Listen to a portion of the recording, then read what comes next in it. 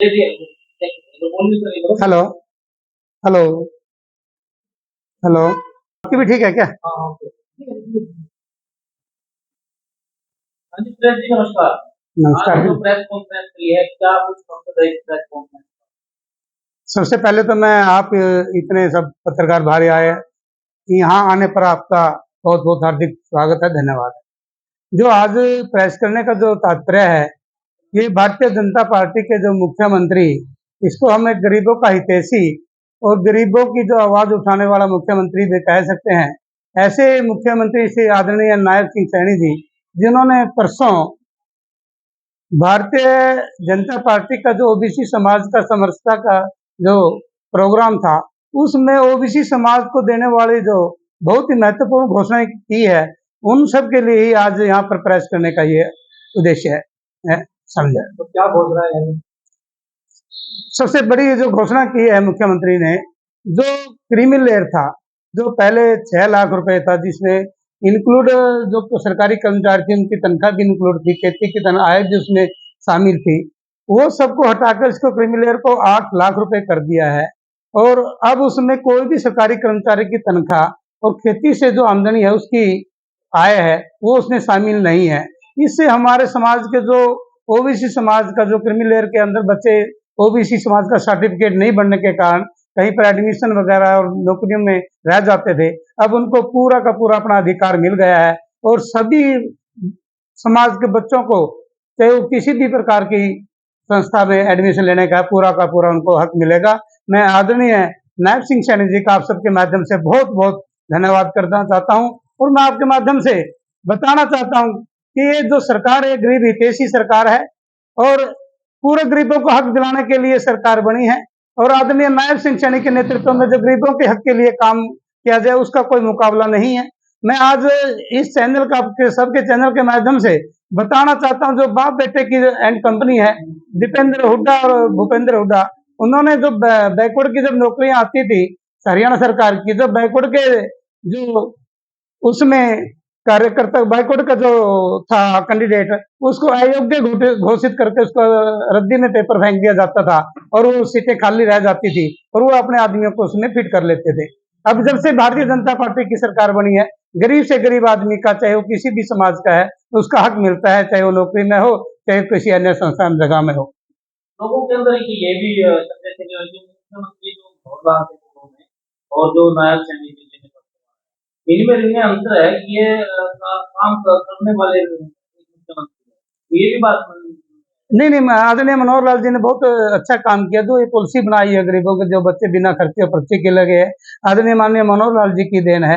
उन्हीं के रास्ते कदम पर चलते हुए, क्योंकि ये भारतीय जनता पार्टी की सरकार है, ये कांग्रेस की सरकार नहीं है, बापू बेटा एंड कंपनी की सरकार नहीं है। ये इस सरकार में भारतीय जनता पार्टी की अपनी नीतियां है, उसकी अपनी नीतियों के हिसाब से सरकार चलती है, उसकी पॉलिसी है, पॉलिसी के हिसाब से सरकार चलती है और वो कार्य करती है। इसमें मैं आपको जानकारी के लिए देना चाहता हूँ कि गरीब से गरीब घर के बच्चे एचसीएस लगे हैं। हमारे पास द्रौपदी गांव का लड़का है, जो उसका बाप बर्तनों की फेरी का काम करता था, इस सरकार में वो एचसीएस भर्ती हुआ, एसडीएम लगा। मेरे कसुन गांव में है कुमार की बेटी, जो सब इंस्पेक्टर लगी, उसका बाप बर्तन बनाने का काम करता था। एक लोहार की बेटी सब इंस्पेक्टर काम करने, उसका बाप चिनाई का काम करता था। अराड़ा गांव है, उसका बाप एक लड़का सब इंस्पेक्टर लड़ा, उसका बाप वेल्डिंग का काम करता था। ऐसे ऐसे हजारों में आपके सामने प्रमाण दे सकता हूँ कि गरीब बच्चों को इस सरकार में बहुत बड़ी बड़ी नौकरी मिली है। जिस परिवार को ये सोच भी नहीं सकता था कि मेरे घर में सरकारी नौकरी आ जाएगी, उस घर में एचसीएस बच्चे लगे हैं, वो भारतीय जनता पार्टी की नीतियों का ही परिणाम। जी, अभी मुख्यमंत्री जी ने सभी जो अधिकारी है, बड़े अधिकारी उनको आदेश दिए कि आप समस्या दरबार लगाएं, ताकि जो भी समस्याएं हैं कर्जा पैसे का को लेकर या अन्य उनसे जुड़ी समस्याओं को पसंद किया जाए, वहीं पर आप क्या मुझसे कितना फायदा लोगों को? ये तो बहुत बड़ा सरलीकरण माननीय मुख्यमंत्री जी ने किया है, क्योंकि जो गरीब थे, जो थे, उनकी सुनवाई नहीं होती थी, अफसर अपनी मनमर्जी करने लगे थे। उन्होंने अफसरों को भी बाकायदा समझा दिया है कि भाई किसी गरीब का काम अगर नहीं होगा तो उसकी सुनवाई मैं करूंगा, ऐसा माननीय मुख्यमंत्री जी ने कहा है और आप सबके सामने है।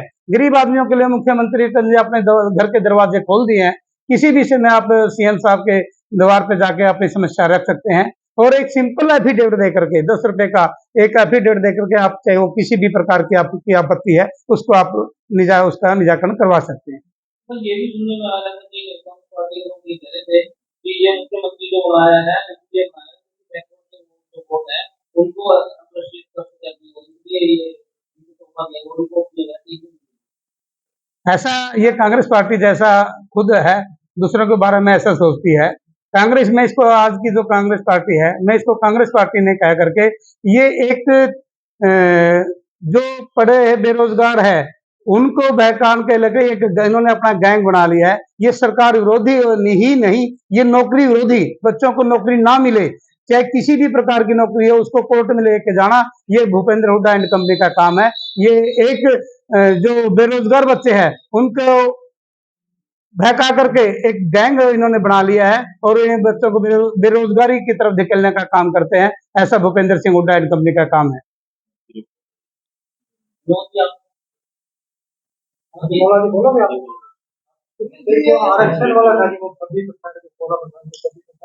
हाँ मैं आपको बताना चाहता हूँ कि भारतीय जनता पार्टी के माननीय बहुत ही यशस्वी जोशस्वी मुख्यमंत्री आदरणीय नायब सैनी जी ने एक बहुत बड़ा काम किया है कि जो बीसी का पहले क्लास 1 और 2 में 15% आरक्षण था उसको बढ़ा करके पूरा 27% कर दिया गया है। और मैं आपकी जानकारी के लिए बता देता हूँ कि गरीब समाज के लिए जो योजनाएं भारतीय जनता पार्टी ने की है उसका कोई मुकाबला नहीं है।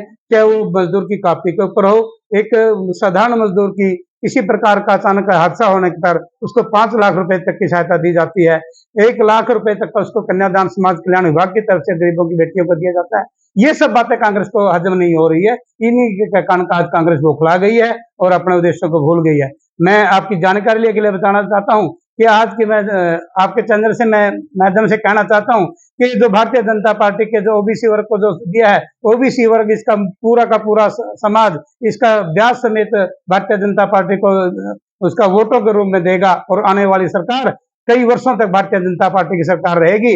आज भारतीय जनता पार्टी के साथ पूरा गरीब समाज चाहे वो किसान के रूप में हो चाहे मजदूर के वर्ग में हो चाहे व्यापारी के वर्ग में हो चाहे ओबीसी वर्ग समाज के वर्ग में हो पूरा का पूरा समाज आज भारतीय जनता पार्टी के साथ खड़ा है।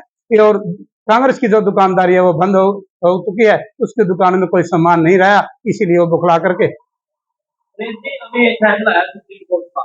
5 नंबर जो आर्थिक आधार पर दिए जा रहे थे कहीं ना कहीं वो याचिका थी वो खत्म कर दिया सरकार ने याचिका लगाई थी 5 नंबर हाईकोर्ट में मामला चला और उसके बाद सुप्रीम कोर्ट कर दिया है 5 नंबर दी गए ऐसे में जो बेरोजगार थे जिसको नौकरी मिले कहीं ना कहीं किस तरह से देख सकते हैं क्या ये एक पार्टी के लिए किया जाता है या चुनावी एजेंडा है? मैं आपको पहले बता के इस बात को बता चुका हूँ कि ये कांग्रेस पार्टी है। ये हर भर्ती को कोर्ट में ले जाना चाहती है उसको बेरोजगारों को सड़क पे ले जाना चाहती है। पहले भी इनका यही रिकॉर्ड रहा है। फिर भी माननीय मुख्यमंत्री जी ने कहा है कि सुप्रीम कोर्ट का फैसला हमें मंजूर है और जितने भी बच्चे नौकरी लेगा हमको किसी को हटने नहीं देंगे। सरकार उनको बना के रखेगी चाहे सरकार को कोई भी पॉलिसी ला करके बने।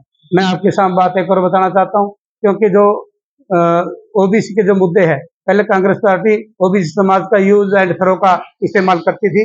वो वोटों के लिए ओबीसी समाज का प्रयोग करती थी परंतु भारतीय जनता पार्टी में ओबीसी समाज के लिए गरीब समाज के लिए वंचित समाज के लिए अंत्योदय के लिए जितना कार्य किया जा रहा है आज तक किसी पार्टी ने नहीं किया।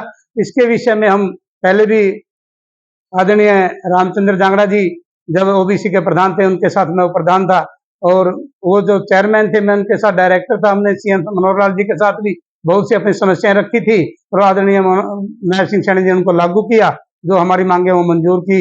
और मैं पूरा जो आज ओबीसी का जो प्रदेश अध्यक्ष आदरणीय कर्णदेव कम्बोज जी उसकी टीम जो इस विषय के साथ हमारे साथ आगे जुड़ी उन्होंने अपनी समस्याएं रखी और आज माननीय मुख्यमंत्री जी उन सभी समस्याओं का एक झटके से जो निवारण किया मैं उनका बहुत बहुत धन्यवाद करता हूँ।